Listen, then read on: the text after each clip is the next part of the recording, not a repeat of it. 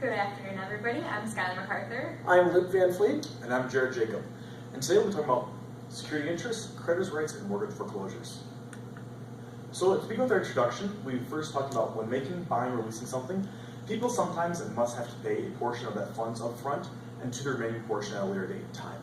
Logically, the people selling will not always agree on the sale unless the future payment is guaranteed. And this is typically done with like mortgages or large purchases. And so when you are making a purchase, you'll have to have a portion of money paid up front and then a guaranteed portion later paid. And the bank usually does require that portion.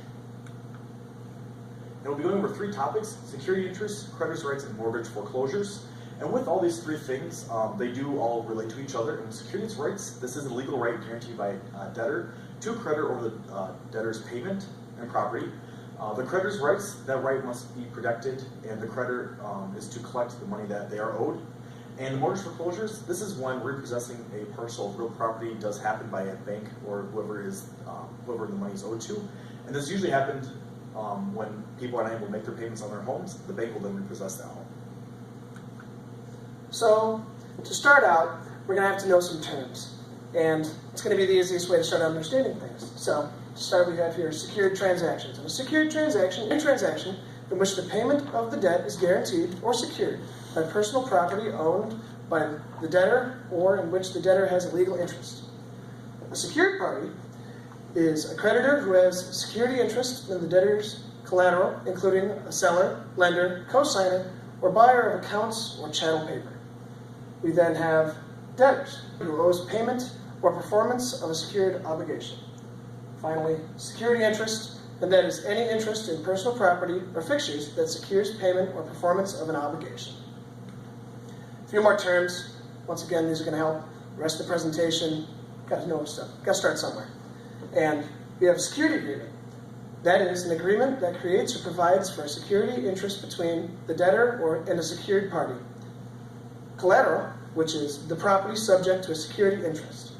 And financing statement, which is a document filed by a secured creditor with the appropriate official to give notice to the public of a creditor's interest in collateral belonging to the debtor named in the statement.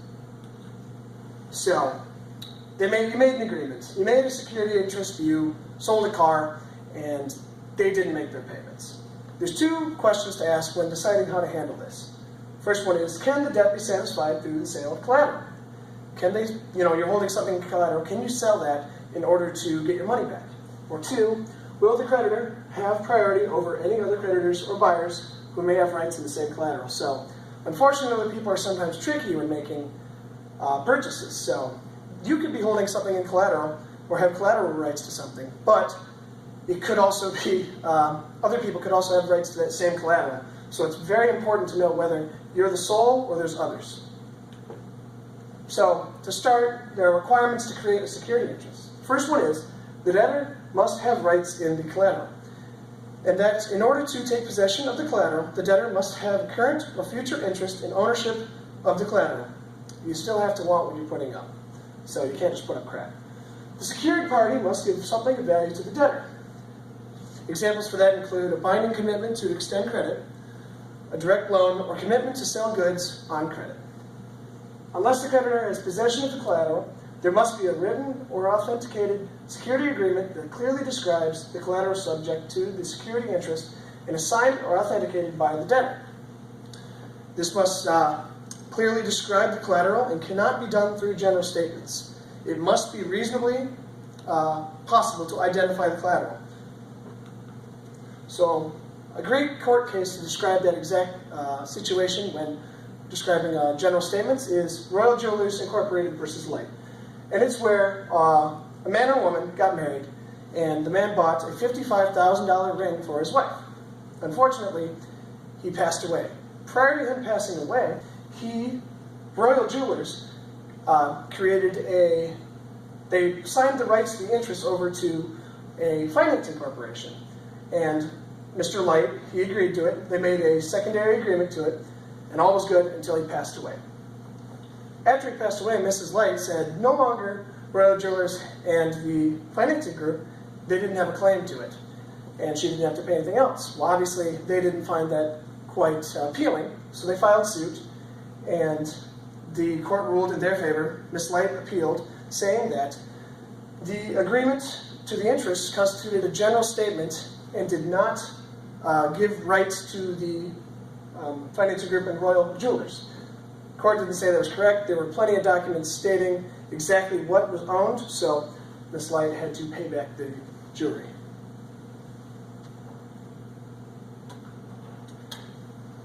So to make a security interest legal, it has to be perfected. And the definition of a perfection is the legal process by which secured parties protect themselves against the claims of third parties who may wish to have their debts satisfied out of the same collateral. It's usually accomplished by the filing of a finance statement, which is perfection by filing. It's the most common way through financing statements, yes, and it must be communicated with the proper parties and to the correct government official. It needs to require the debtor's name, description of the collateral, has to be specific. Another way you can perfect it is without filing, and there's two situations that constitute that. They are attachment and possession. Attachment is where they are immediately perfected upon completion of the transaction. A great example of that is the purchase of a money security interest. Exceptions involve certificates of title and non-consumer goods, like loans, bonds. There's also perfection by possession, which is when collateral is transferred to the creditor at the creation of the agreement and then returned to the debtor when they fulfill the agreement.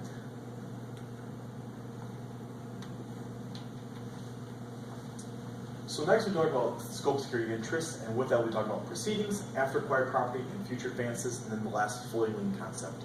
What's pretty interesting about this is that the proceeds are pretty simple. It's whatever cash or property is received when collateral is sold or disposed in some sort of way. Along with that, as well as after acquired property, this is property that has been, that the debtor acquired after execution or the security agreement, and the security agreement must provide for security interest in after acquired property such as the debtor's inventory. The third thing is future advances. Future advances is when a debtor arranges with a bank to have a future line of credit available and makes those funds immediately to that creditor or that debtor. The floating line concept is the last one on security interest, and with that is when security interest is in the proceeds after acquired property or collateral subject to future advances by a security party. So this is pretty much saying that within manufacturing specifically, it's pretty interesting that a lien can start from the very beginning of the raw material and flow all this way through until the last stage when it's complete. So no matter what your stage you are within the manufacturing process, the lien will be there the whole entire time until that debt has been paid. Within party rights and duties, there are some generic rules. I'll go over those general rules right now. The basic rule is that when more than one security interest has been filed in some the same collateral, the first security interest has to be filed.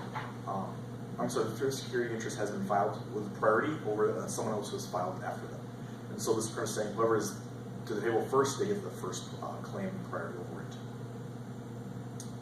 And then with perfected securities interests versus unsecured creditors and unperfected security interests, this pretty much is stating that a perfected securities interest has priority over the interest of most other parties when two or more parties have the same claims of the same collateral. And then when two or more parties have perfected securities interest in the same collateral, the first perfect generally has priority. So pretty much saying, once again, go to the first table, they have first priority. And last, when there's two conflicting parties that have unsecured interests, the first to be created has the priority over this. And now we'll talk about the rights, duties, and of debtors and creditors. And with that, we'll have information requests, release assignments and amendments, confirmation and counting requests by debtor, and a termination statement. The last one's really good for anyone who's in this situation. And so first of all, we have the secured party and provide information such as the file number, date, and hours of original filing. This is when they are requesting for this information, and this information will be provided to by an official of the court. With next, of release assignments and amendments. The secured party can release all or part of any collateral described in the financial statement. In the financial statement, we learned back in the terms that Luke mentioned earlier. The confirmation or counting request by debtor. The debtor believes the payment is incorrect or is not what originally was described. They can request to have all the information brought back to them and make sure that the debt is correct and the confirmation of that debt is accurate. And the last is the best part. When a debt has been completely filed, when debt has been completely filled, there is a file to have the termination completely eliminated, and that is the termination statement. And so this pretty much saying is, once you pay your debt and you're all completed, you you request for a termination statement, and it'll be done. With defaults, which we're next, what actually constitutes as a default? Well, there's not really any clear answer. Article 9 of the UCC, which this actually described in, they don't really even define what the term is. So pretty much just saying that parties are encouraged to include their security agreements and the standards under which the rights and duties are measured. And any breach of terms of the security agreement can constitute as a default. And so next I'll talk about the basic remedies. And the basic remedies and dispositions of the collateral. Repossession of the collateral. This is something you do not want to have. And this is pretty much saying that a secured party can take a peaceful possession of the collateral without any use of judicial process. Peaceful possession can happen as long as the party takes possession that does not include trespassing on the land, commits assault or battery, and breaks and enters. And so you'll see in the show where the bounty hunter comes out and they have to repossess something. This is pretty much saying that. They have to do it in a way where there is no trespassing on land or anything that is illegal. A secured party can relinquish security interests and use any judicial remedy available. With this, we'll also talk about execution and levy. Execution is implementation of the court decree or judgment, and the levy is a legal process of obtaining funds through the seizure and sale. So there are some other laws that assist creditors. So one of these things is liens, and liens are encumbrances on property to satisfy a debt or to protect a claim for the payment of a debt. Creditors' liens arise under common law or under statutory law. There are three main types of liens, the first being a mechanic's lien, and these are a non-possessory lien, meaning that the contractor does not actually physically own the subject matter and the legal right. And these are liens on an owner's real estate for labor, services, property, things like that. The second kind is a artisan's lien, and these are possessory liens, oh gosh, meaning they do own the subject matter and a legal right, and they're held by the party who has made improvements and added value to the personal property of another party as security for payment for services performed. And the third one is a judicial lien, and that's when a debt is past due, a creditor can bring legal action against the debtor to collect the debt, and if the creditor is successful in this, the court will award a judgment in their favor. And then also with liens, there's two writs. There's a writ of attachment, which is a court order to seize a debtor's non-exempt property prior to a court's final termination, meaning that they want to see what kind of property that the debtor has before they determine what the creditor's rights are to the property. And then there's also a writ of execution, which is a court order directing the sheriff to seize and sell a debtor's non-exempt real or personal property to satisfy a court's judgment in favor of the creditor. So there is a case on this mechanic's lien, and it's known as Heffernan versus Harvey. So with this case, Heffernan was a window mason who put in new windows for a Methodist church, and the church failed to pay him for this, so he wanted to request a lien on the windows of the church, and the church fought him. They took him to court, and because there was a written contract that said that he was supposed to get paid for this and the court was responsible for the payment, the court did enforce the lien on the church. Garnishment and creditors' composition agreements. So a garnishment is a legal process whereby a creditor collects a debt by seizing property of the debtor that is in the hands of a third party. And the most common form of garnishment is a wage garnishment. So when a debtor owes anything like child support, court payments, bankruptcy, they've defaulted on a loan, the court will actually put a garnishment on their wages, and their employer will have to take out wages of their paycheck every week to pay for this garnishment. There are federal and state laws that do limit the amount of garnishment that somebody's paycheck can have. And then a creditor's composition agreement is a contract between a debtor and his or her creditors in which the creditors agree to discharge the debts of the debtors in return for payment of a sum less than actually owed.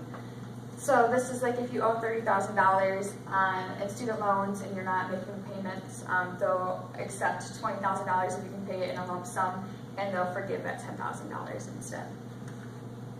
The next thing is a suretyship and guarantee. So these are both a third party promising to pay debt owed by another in the event that that the debtor does not pay, either suretyship or the guarantor relationship is formed. The main difference between them is that a surety does have primary liability. So if the debtor does not pay like the first payment, the surety can be responsible for that payment, whereas a guarantor is a secondary liability. So if the debtor has to default first and the creditor has to use all of their legal remedies first before they can go after the guarantee for payment. So actions to release a surety or a guarantor, the release for these two things are basically the same. There's material modification, surrender of property, and the payment or tender of payment. So material modification just states that if there's any kind of modification to the material terms of a contract without the surety or guarantor knowing, they are released from the responsibilities. The surrender of property is if the creditor surrenders the property that's owed on to the debtor, the surety and guarantor release of the responsibilities at that point. And the payment or tender of payment is just if the principal debtor does make some kind of payment or the full payment of the contract to the creditor, they release the surety and guarantor of the responsibilities. So a case about suretyship, Seaward versus National Surety Company just talks about how Seaward was a postmaster at a local government and he stole money. In that case, they do have a surety company that is supposed to pay for that stolen money, and then the postmaster is supposed to reimburse that surety company. Well, Seaward told the surety company not to reimburse or not to pay the government the money that he stole, and if they did, he was not going to reimburse them. But being an ethical company, the National Surety Company did pay the government and then billed Seaward for that reimbursement plus interest. Seaward refused to pay it, so National Surety Company took him to court. Originally, the trial court made a judgment in favor of Seaward. After appealing it, the National Surety Company came out with the win, and Seaward was told that he had to pay the reimbursement of the money he stole plus interest to the surety company.